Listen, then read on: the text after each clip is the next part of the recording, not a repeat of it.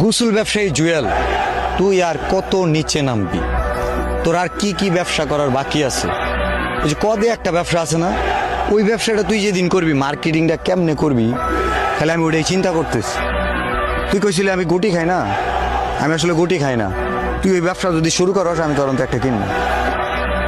যা, তোর ব্যবসার জন্য হইলেও তোর টাকা পয়সার খুব প্যারা না, তোর অনেক টাকা লাগবো, কোনো সমস্যা নাই।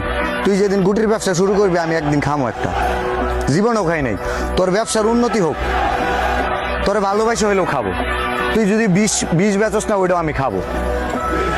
আর কত নিচে নামি, লজ্জা করে না তোর? তোর সাথে এসব যায়? মানবতার যে ফেরিওয়ালা, মানবতা শব্দটারে তুই একদম দর্শন কর, কিচ্ছু বাকি রাখস না। এটা চাই না, না উলট পালট যা দেখ খাইছস, বাংলাদেশে আইসস তুই গান ভুলে গেছস।